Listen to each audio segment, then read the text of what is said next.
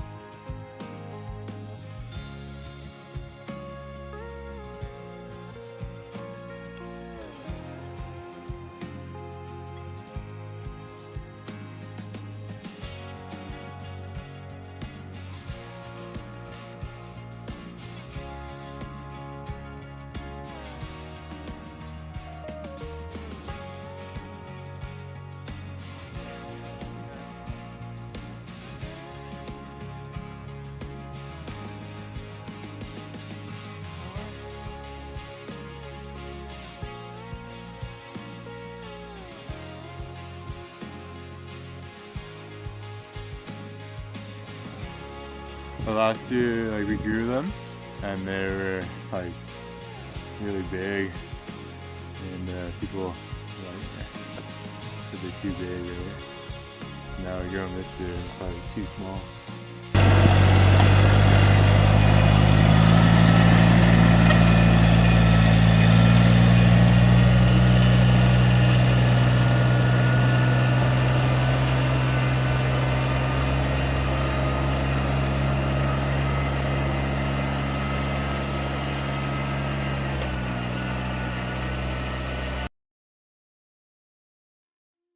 vegetables, they got to be clean, and so we have to wash them, you know. And then one of the problems with the wintertime is that it's super muddy, super wet, so the vegetables are coming out all covered in mud.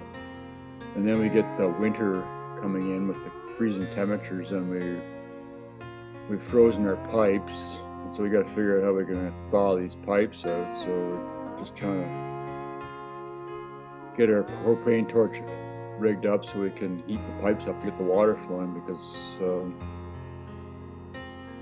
we need water to wash the veggies, and that's very important to show up at the market with nice, clean, fresh-looking vegetables with no mud on them.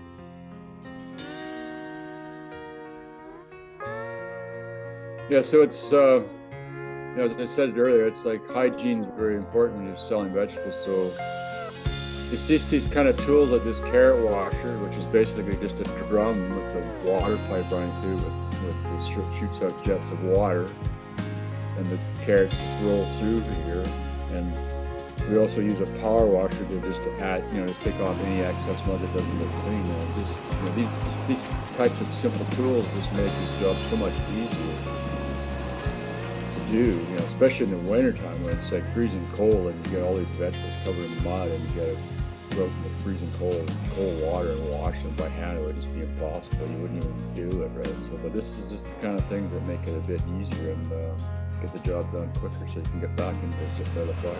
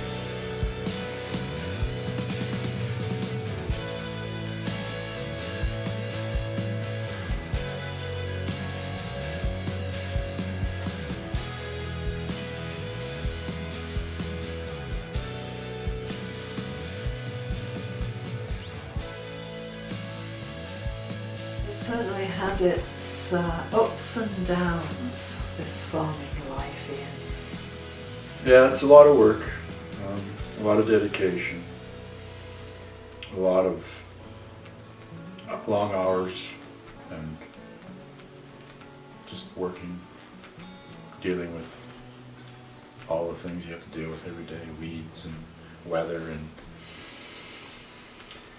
it's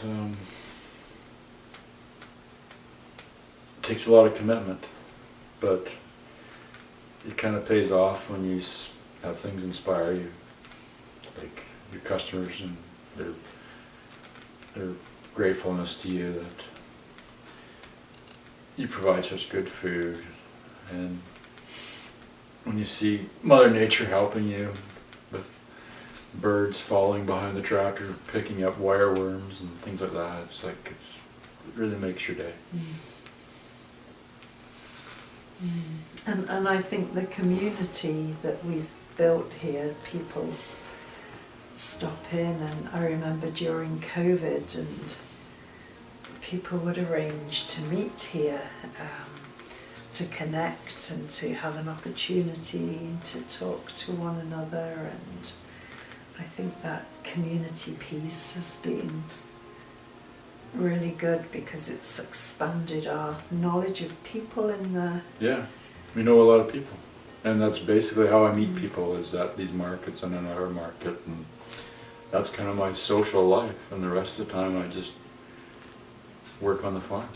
But it's very fulfilling to meet these people, and they really do appreciate what you do, because we do grow good food, and they recognize that. Yeah. But at the same time, Ian, a lot of your work in the field is in isolation. Yeah. And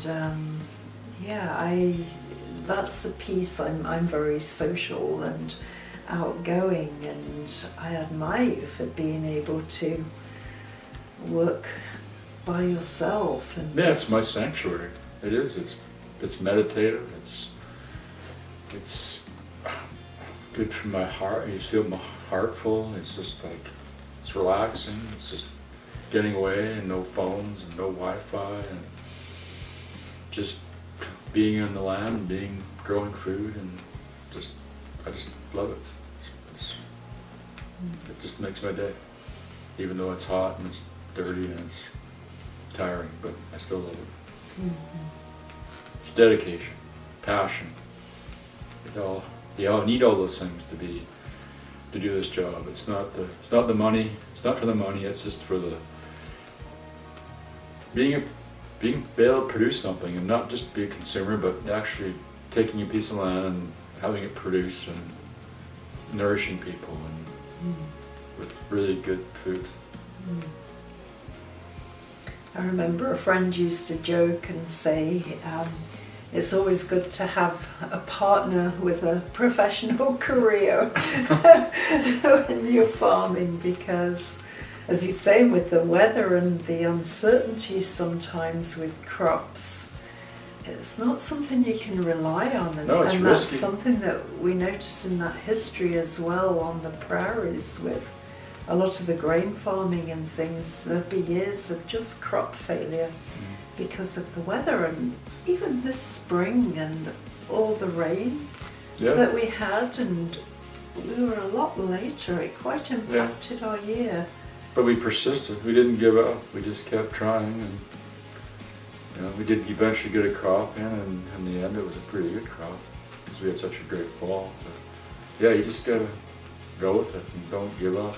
Just be stubborn. And the market here has always been fun, Ian, and when Wayne started coming and expanding and selling chicken here, and during COVID it was really interesting because people came in cars and they didn't want to get out of their cars, so we handed out numbers to people as they drove up and parked, and then called up and down the road. when it was people's turn with their number to come into the store. And there was a lot of people that I think were so happy. They were just so happy. They were just so gracious and so thankful that we were here to provide this nourishing food for them. And happy for Wayne to be here as well, and that was really made a real market here. It was like just Wayne's all Wayne's products and his customers, and our customers were buying his stuff, and they were, yeah, just like it had a real community feel to it. That it was really, you know, really beautiful, really. It was. And people arranging to meet here, and little groups of people all over just meeting up to have a conversation for a while. And yeah. I think people have connected here. It's been made friends here. Yeah. Yeah. So future plans. The workload's wearing a bit thin, and we're thinking about how we can repurpose our little farm into something more community-based or smaller scale. Maybe let some of the younger people that are trying to make a go of it fill the market demand that we have been filling in all these years, and maybe scale back, sow some of our land back to grass and give it a rest, and reduce the weed pressure and reduce the disease issues, and maybe plant some trees. And some maybe native trees, and maybe some fruit or nut trees. Maybe invite some like-minded people that want to grow some good food come and participate in the activities here. What else is that, Rach? I'd like to spend a little bit more time on the gardens and the flowers and shrubs, a little bit more artistic creativity, I think, with some rock walls and medicinal plants that I've been learning about recently. I'd like to expand a little medicinal garden. Just to do smaller projects and less pressure, I think. Yeah, less work. Maybe take some weekends off. Jeez. It's been years since we had a weekend off. Yeah. 15 years at Cedar Market, every weekend, just there. So it gets a bit much after a while, especially once you get over 60, you notice those things, I think. Yeah, and bodies aren't quite the same. No, spirit-willing body isn't. Changes, so just going a little bit slower paced, but yeah, it would be lovely for, if there were people in the community that would like to come and just learn and try things here in particular areas, that would be just great. And we're also thinking of building another small dwelling on the house, which we can do now, which we could accommodate more people that way and support people. So I think that's what we've been thinking about. Yeah. For the future, but we'll see how it goes and how it unfolds.